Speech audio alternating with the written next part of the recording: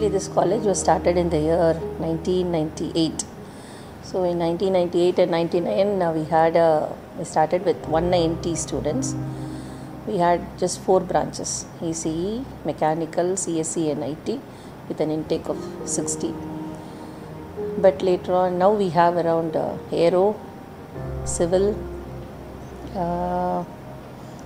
then EEE, and in Mechanical the intake is 180, and ECE, Civil and all it is 120. So around we have, including MBA, we have around more than 2,000 students studying at present.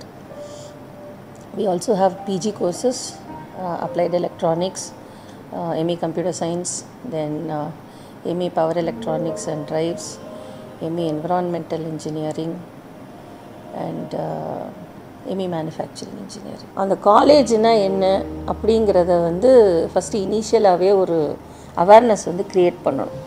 அது ஸ்கூலில் படிக்கிறதுக்கும் காலேஜில் படிக்கிறதுக்கும் difference என்ன, அந்த difference maximum தெரியறதில்ல. ஸ்கூலில் அப்படியே மெமரைஸ் பண்ணி அப்படியே எழுதிடுறாங்க.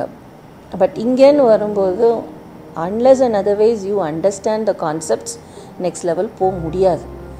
அதை ஸ்டூடெண்ட்ஸ்க்கு எடுத்து சொல்லி அவங்க அந்த ஓரியன்டாக கொண்டு போயிட்டாலே half of the problem is solved. இப்போ என்கிட்ட வரும்போதுமே சொல்லுவாங்க, கட் ஆஃப் இந்த பசங்களுக்கு கம்மி, படிக்க மாட்டேங்கிறாங்கன்னு. பட் என்னென்னா, cut off has nothing to do with cut off கம்மியாக இருக்குதுன்னா it means that the student doesn't have memorising capability, அவ்வளோதான்.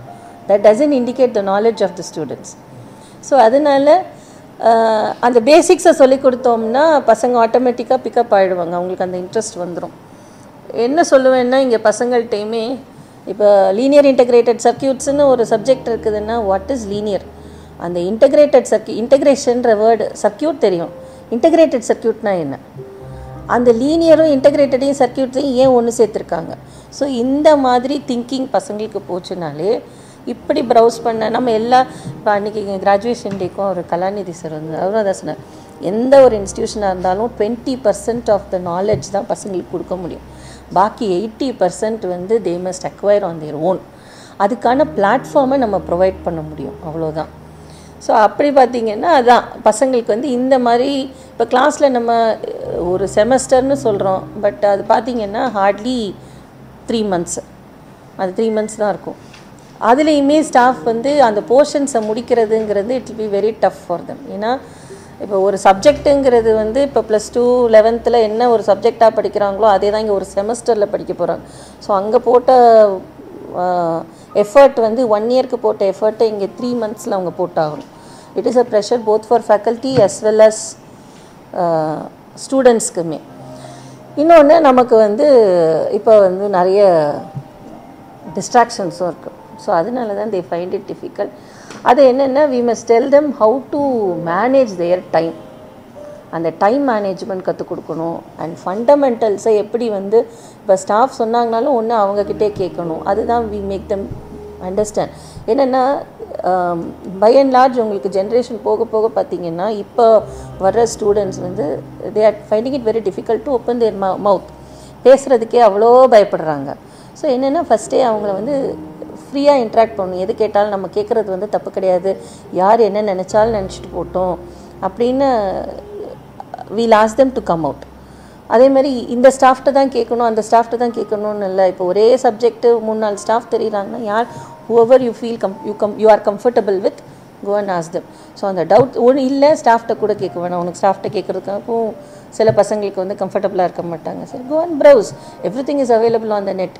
அந்த இன்டர்நெட்டையும் எப்படி எஃபெக்டிவாக யூஸ் பண்ணுறதுங்கிறதையுமே அதுக்குமே வி அரேஞ்ச் பீப்புள் டு. ஏன்னா நம்ம சொல்கிறத விட வெளியிலேருந்து யாராவது சொன்னாங்கன்னா பசங்களுக்கு அந்த சொல்கிற விதம்னு இருக்குது இல்லையா, that cos in to their mind. So அதனால்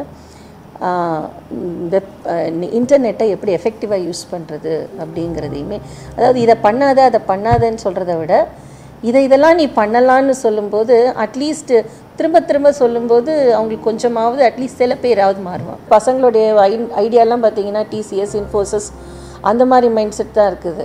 பட் இப்படியும் ஸ்கோர் கம்பெனிஸ் இருக்குங்கிறது அவங்களுக்கு தெரியறதில்ல. இன்னொன்று, இந்த மாதிரி கம்பெனிஸில் போய் ஒர்க் பண்ண ஆரம்பிக்கும் போது they get to know many things.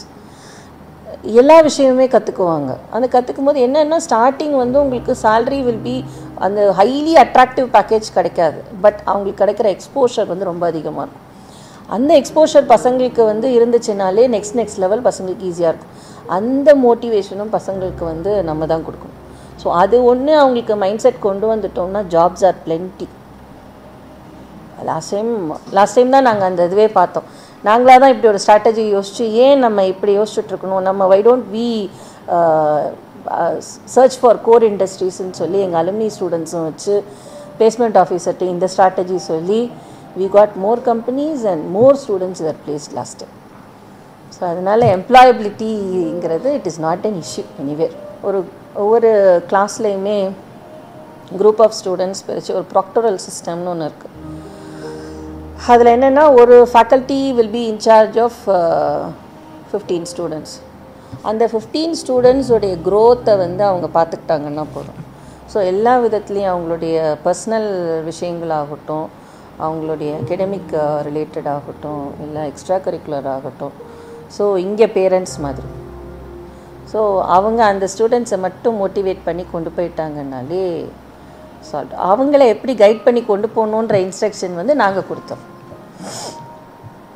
And periodical monitoring, parents teachers meeting இப்போல்லாம் மஸ்ட்டுன்னு கொண்டு வந்துட்டோம். ஸோ என்னென்னா it is actually collective effort of both parent as well as faculty. அது இருந்தால் தான் கொண்டு வர முடியும். ஸ்கூல் மாதிரி நாங்கள் தான் சொல்கிறது, ஸ்கூலுக்கும் காலேஜுக்கும் வித்தியாசம் கிடையாது. ஒன்லி உனக்கு ட்ரெஸ்ஸிங்க கலர் ட்ரெஸ்ஸு அவ்வளோதான். ஆனால் உனக்கு இருக்கிற ப்ரெஷர் வந்து அதிகம் இங்கே தான். ஏன்னா அந்த 4 வருஷம் முடிக்கும்போது ஸ்டூடெண்ட்டோட எக்ஸ்பெக்டேஷனும் சரி, பேரண்ட்ஸோட எக்ஸ்பெக்டேஷனும் சரி, நல்ல ஒரு ஜாபோடு வெளியில் வரணுன்றது தான். ஸோ அதுக்கு வந்து ஒன் சைடாக ஒர்க் பண்ணால் பத்தாது. 3 பேரும், அதாவது parents, faculty as well as students, 3 பேரும் ஜாயிண்ட்டாக தான் இது பண்ணணும். அந்த ஸ்டூடெண்ட்ஸ்க்கு வந்து இந்த மைண்ட் செட்டை கொண்டு வர வைக்கிறது தான் வந்து இப்போ ரொம்ப சேலஞ்சிங்காக இருக்குது. பட் ஆனாலுமே ஈஸியாகவும் மோல்ட் பண்ண முடியறதா இருக்குது. Students are not tough.